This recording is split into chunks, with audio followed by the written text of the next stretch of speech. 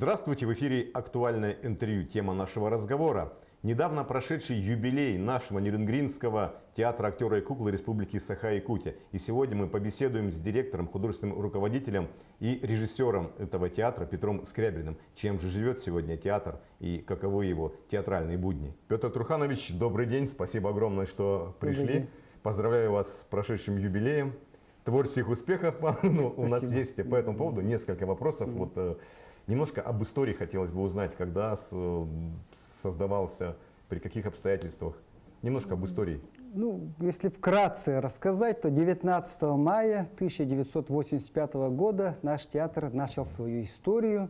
Открывали его выпускники Свердловского театрального училища тогда. Целый курс сюда приехал, ребята, своим художественным руководителем Эдуардом Борисовичем Еремеевым. И вот они как бы и начали историю нашего театра.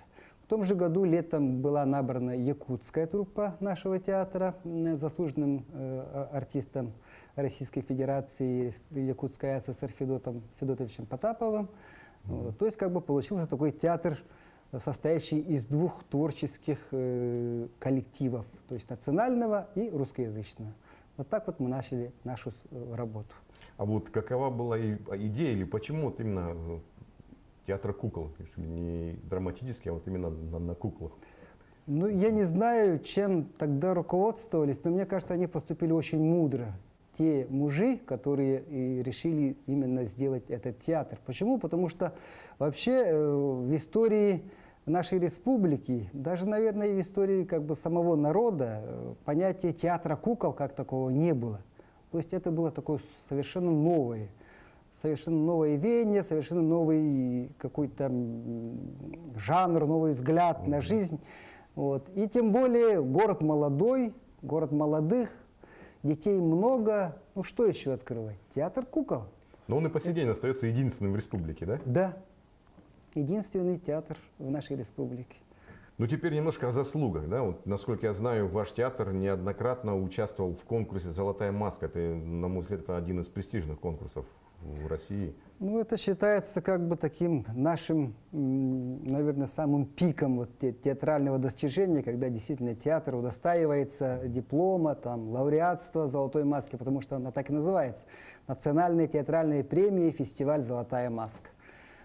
На самом деле, да, так получилось, что мы 2 раза номинировались на эту маску, то есть нас приглашали.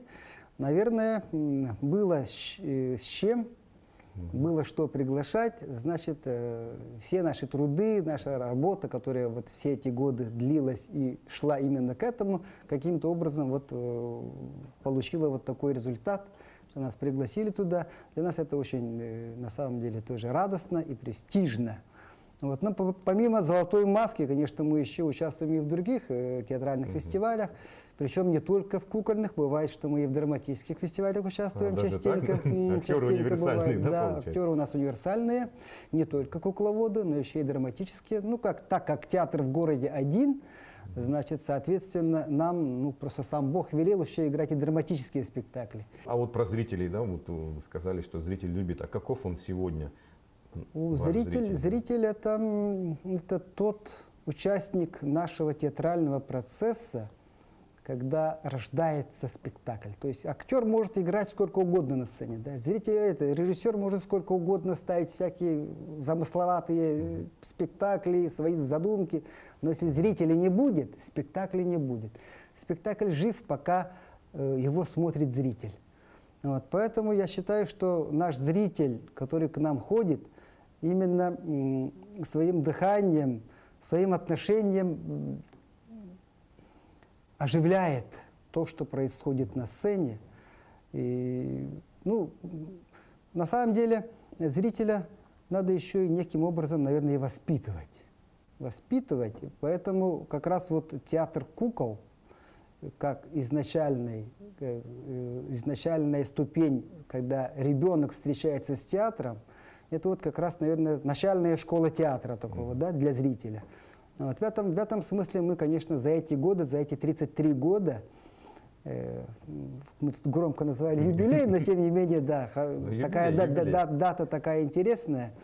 И за эти 33 года, конечно, мы воспитали своего зрителя. Наши зрители, которые тогда ходили детьми в наш театр, это уже сегодня вводят своих детей, некоторые уже поколение внуков, сменилось. да, некоторые уже внуков вводят в наш театр, любят нас. Поэтому вот таким вот образом, я считаю, вообще нюрнбергский зритель очень благодарный зритель и очень воспитанный театральный зритель. В прошлом году театрам малых городов была выделена субсидия из федерального бюджета. Что дала такая поддержка нашему Нерюнгринскому Нет, ну, это театру? была очень такая серьезная, очень солидная поддержка, именно финансовая поддержка, потому что вот, театры малых городов, такие театры, как наш театр, да, допустим, другие театры, тот же Нюрнбергский театр, они все-таки из-за того, что они находятся в стороне от столичных дел, всегда каким-то образом, ну, волей-неволей всегда уступают именно вот в технической поддержке, финансовой поддержке, да. И тут как раз федеральная программа, которая вот, появилась в прошлом году, наверное, раньше появилась, просто мы в прошлом году это дело получили, эту поддержку, она очень помогла нам именно дооснастить технически наш театр. То есть мы дополучили, докупили световую аппаратуру, очень много хороших прожекторов профильных, которые в театре кукол просто необходимы. Сделали звук хороший, я считаю. Вот. Ну и, само собой, так как театру уже 33 года, соответственно, аппаратура устаревает, световой пульт у нас уже к этому моменту начинал уже барахлить, где-то что-то то включаться, то не включаться. И очень кстати эта помощь подоспела, и мы выкупили новый световой пульт, который сейчас вот спасает. В общем, положение. укрепили технические позиции Да. театра уже на долгие еще годы, да? Следующий год, 2019, вот по России будет объявлен годом театра. Как вот для вас эта новость? Ну, это шикарная новость, на самом деле, потому что мы давно этого ждали. На самом деле, Александр Калягин давно этого добивался, ходил, обивал пороги кабинетов, и все-таки вот получилось так, что 19-й год объявляют годом театра по России. Это замечательно. То есть ожидается, на самом деле, конечно, все очень позитивное, все хорошее. Будут какие-то специальные премьеры по этому поводу? Специальные, ну, проекты есть, на самом деле. Это только пока в проектах, в задумках, то есть это все надо еще осуществлять, поэтому, ну, мы вообще народ такой немножко суеверный, заранее нельзя говорить Но мы уж в вас прямо уж верим. предметно, да, ну вот есть задумки, которые должны быть интересны как бы и как совместные проекты с кем-то, да, с какими-то другими организациями, с другими театрами. Также, ну, планируем, вообще мы хотим сделать очень большие такие солидные гастроли по республике. Надеемся, что все-таки именно в связи с годом театра нас это поддержат, то есть финансово нам помогут в этом смысле. Ну и у нас есть свой фестиваль, который мы уже проводили один раз.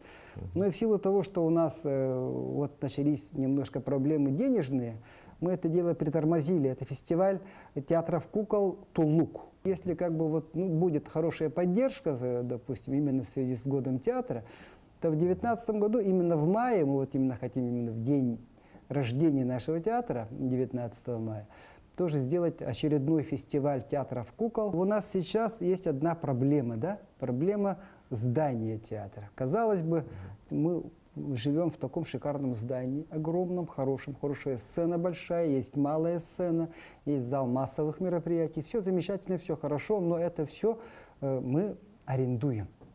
То есть город То нам... есть не в собственности, да? Не в собственности театра, то есть как бы это собственность города, и город нам дает на безвозмездное пользование. Пожалуйста, пользуйтесь, ничего не платите, но зато радуйте наших детишек. Вот, вроде хорошо, замечательно все. Ну а с другой стороны, так как театр, ну никакой театр не был все как бы каким-то таким, да, доходным делом, поэтому, допустим, в связи с тем, что здание все равно с годами приходит в некоторую негодность, устаревает, вот, нужны, понятно, финансовые вложения, деньги нужны, да, на ремонт, на капремонты. Вот тут появляется сложность. То есть, казалось бы, мы как республиканское учреждение просим у нашего родного министерства помочь нам с ремонтом, а министерство, в свою очередь, не может так, как бы, вот, выделить деньги, так как это здание городское. А у города, сами понимаете, тоже очень большие проблемы и с бюджетом, со всеми делами, поэтому тоже очень сложно на самом деле. Вот если бы этот вопрос разрешился каким-то образом, по крайней мере, вот мы ратуем за то, чтобы вот все-таки перевести здание театра под юрисдикцию республики. чтобы действительно как бы республика заимела это здание у себя и как бы уже под своим контролем и ремонтировала, и какие-то вложения финансовые делала, чтобы мы могли действительно как бы вот быть полноценными хозяевами этого дома. Ну, это как хозяйственник, вот, допустим, говорю, да? Вот. Но помимо этого, хотелось бы все-таки немножко расширить еще и как бы такую штатную, что ли, часть театра. Но это от нас не зависящее дело на самом Актерскую или деле. техническую, и там, Да и там пробелы. хотелось бы, потому что есть все равно же, вот ребенок растет, он же вырастает из своей одежды, да? Как бы все равно нужна ему другая одежда, новая одежда. Вот то же самое и с театром. Театр растет, соответственно, ему нужно уже что-то новое. То есть нужны новые кадры, да, новые специалисты. Веяние времени, да, сейчас, допустим, тоже нужны новые специалисты, допустим, чтобы можно было и в интернет-сообществах как-то работать, да, те же, допустим, рекламные дела запускать. На это нужны, конечно, нужен человек, именно занимающийся, знающий это дело, то есть современный специалист. Допустим, какие-то вот креативные, допустим, моменты нужны обязательно. Ну тут, в принципе, мы затронули и будущее, и хозяйственную часть. Но вот, а мне интересно еще вопрос такой, вот куклы. Это вот где-то делают отдельно, или у вас своя мастерская, кто-то вот своими руками делается, или вот как это вот строится? Это же под каждый спектакль нужно заказывать, да, как-то? Нет, мы не заказываем. На самом деле куклы, как и сами спектакли, рождаются внутри театра нашего. У нас есть замечательные мастера, бутафорный цех. То есть в этом есть даже таинство какое-то? Да, конечно, конечно, когда из ничего возникает нечто, да, и оно еще и оживает на сцене и начинает общаться со зрителем. Это, конечно, это таинство. И на самом деле даже какая-то, может быть, какая-то магия в этом есть. Вот. А кукол, да, у нас, мы сами это все делаем, шьем, обшиваем, обклеиваем, разукрашиваем, там все что угодно. Это все своими руками все делается. Нашими мастерами, руками наших мастеров, которых, кстати, вот никто не видит, но они вот от их рук, от их дела зависит очень много на самом деле. Да? Если чуть-чуть что-то не так сделать, не по эскизу, там чуть-чуть не так, вроде все хорошо, а вот чуть-чуть не хватает, уже не то. Передаем им привет огромный этим мастерам, потому что куклы чудесные. И, ну, всегда интересно какие-то новые интерпретации, новые прочтения, потому что режиссерская работа тоже кропотливая, это же нужно придумать все это. Ну и когда есть хорошая команда, это всегда можно с удовольствием поставить и порадовать зрителей. Во всяком случае, вы нас радуете. Огромное спасибо за это. Спасибо, что нашли время прийти и побеседовать. Напомню, что гостем студии у нас сегодня был директор, художественный руководитель и режиссер Ниренгринского театра актера и куклы Республики Саха-Якутия Петр Скрябин. В студии был Сергей Козера. До новых встреч на телеканале Якутия-24.